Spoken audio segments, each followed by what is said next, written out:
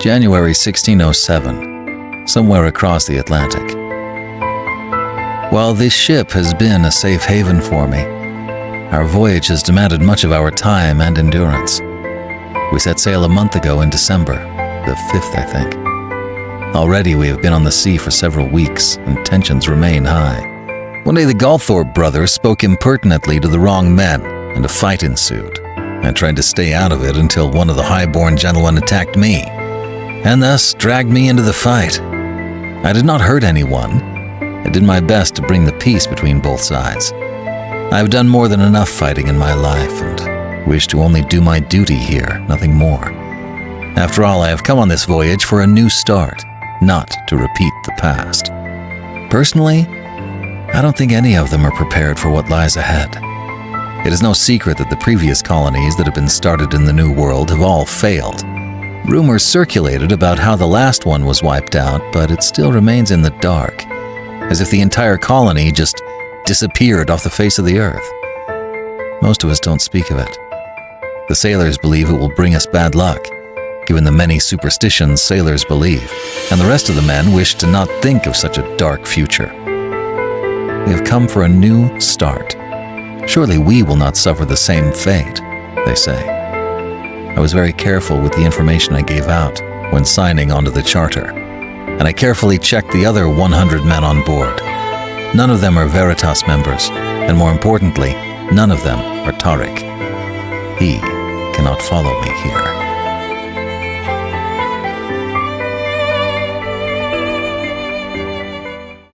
So the clip you just watched is a sample from the audiobook of Immortal, narrated by BJ Harrison. We are working together to get Immortal's audiobook together, and right now on ACX we are via royalty share, which means we would split royalties from Immortal, but he's not getting paid outright.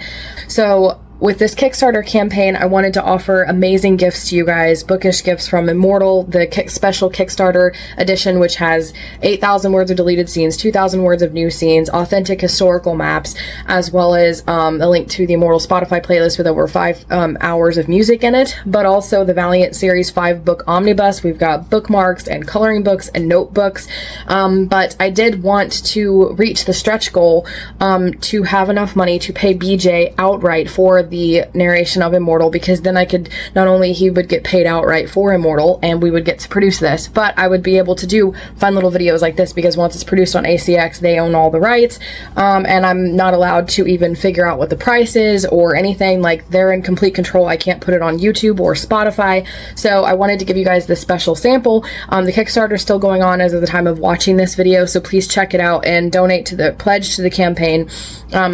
The Kickstarter is still going on by the time you guys are watching this video, so please check out the Kickstarter and pledge to the campaign, especially if you find a package that you like. We've got ebooks and signed paperbacks, and like I said, all those other gifts. So Immortal is such a great book. It is so worth getting, especially since this is the only chance for you guys to get that special exclusive Kickstarter edition. So now let's get to the video, as I edited this book and worked really hard on editing Immortal and fact-checking all of the history in it. Hey everyone, and welcome to another video. So Immortal is a epic historical fantasy romance, and it is my best, my biggest, my most ambitious project that I've ever worked on. It is the longest book I've ever written, and I've been working on it for years, and it's the biggest one because it has companion books and a TV series scripts I've been writing. It is essentially my book baby, even beyond my debut novel, which was Hunter. And so I spent a lot of time editing and working on this even before I sent it to my editor.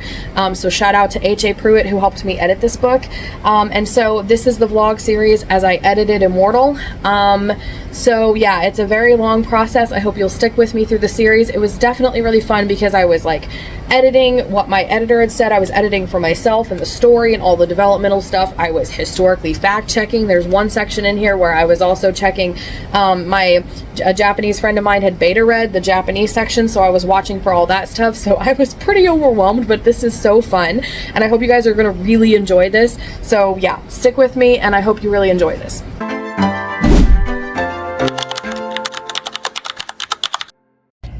Hey everyone, so it is day 9 of editing Immortal, and it is November 13th, and it's 9/11.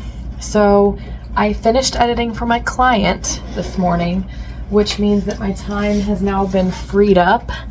So I was able to get to writing around 8, and I finished at like 8:40, and I've been trying to get my computer to like sync files and stuff like that and get a YouTube video up and going since then, so that's why it's like been 20 minutes or so. But I'm getting Immortal out, and I'm gonna see I'm just gonna see how much I can get done, basically. So I'm still in Rome, and when in Rome, do as the Romans do. Just kidding. So yeah, hopefully everything is gonna go smoothly. I've had some computer stuff, but basically I'm just gonna edit and see how far I can get. If I get Rome done, I'm gonna stop there, but if not, I will stop whenever it's time for my dinner at 11:30, or I get too drowsy to even think. So I will check in with you guys later when I have something to report. Hey guys, so it's still, I don't know, day 9.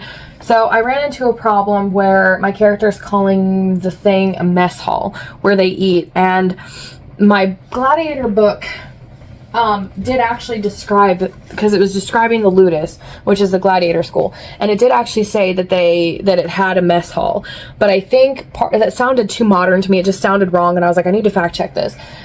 So my part of what I thought was that maybe they translated it into a modern term we can understand, since this is a history textbook.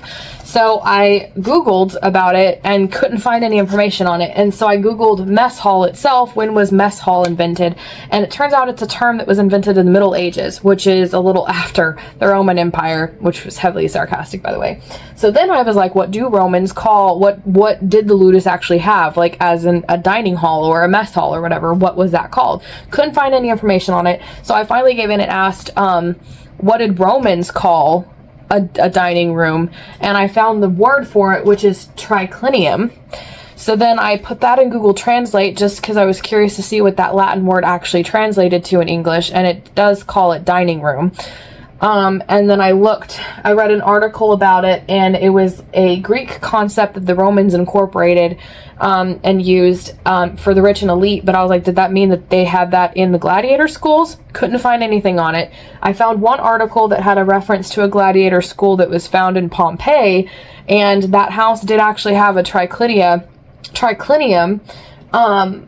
called a triclinia, when it's like, that's the plural, I guess, I don't know, but anyways, it had one. But the problem is that house was used as a gladiator school, and then after a riot was converted into a personal house. So it doesn't make it clear whether the triclinium was part of the original school, or if that was part of like the renovations or whatever when the family lived there, because that might have been just the family thing, you know.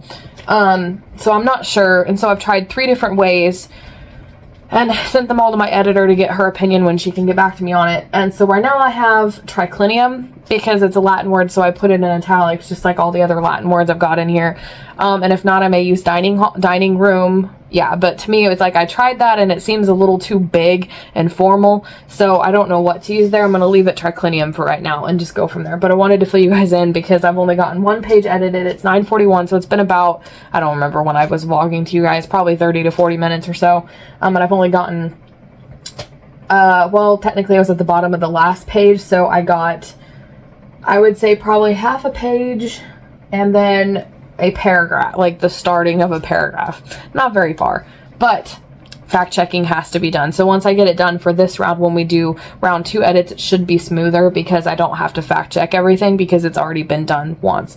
So yeah, and I'm saving all my references, so once I fact check everything, it should be smooth. But anyways, I'm gonna get back to work. Fact checking takes so long, especially when my internet decides to be slow. Like, I'm trying to look stuff up, and look at this, it's not popping up.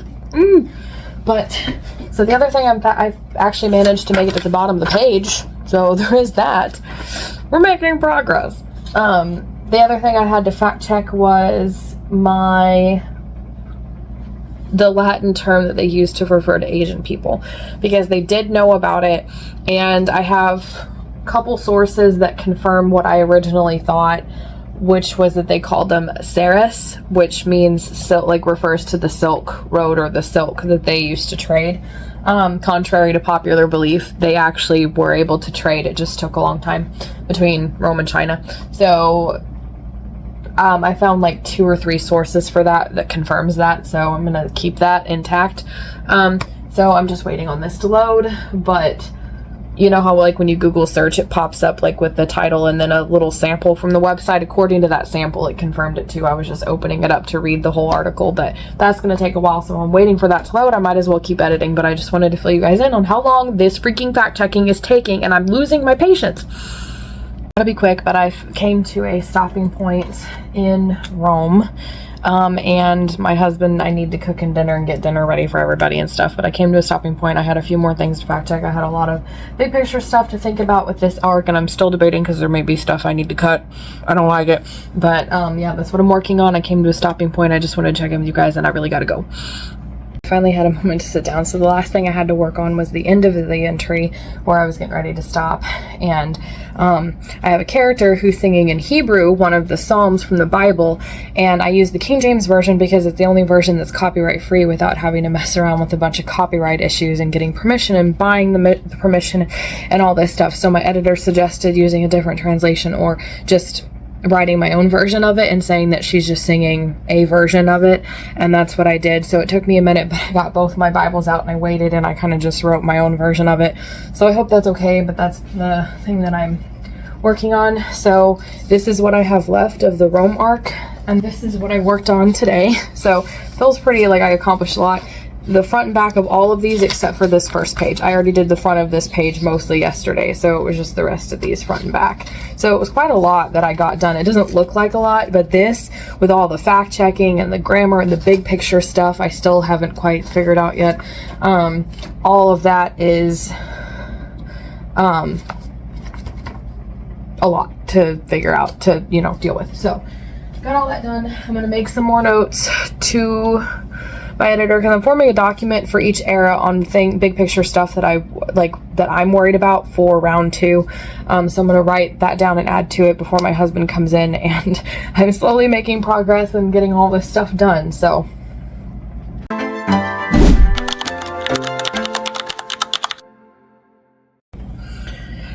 hey guys, so it's day 10 of editing Immortal, and it's 10 o'clock on November 14th, and I've had a long night.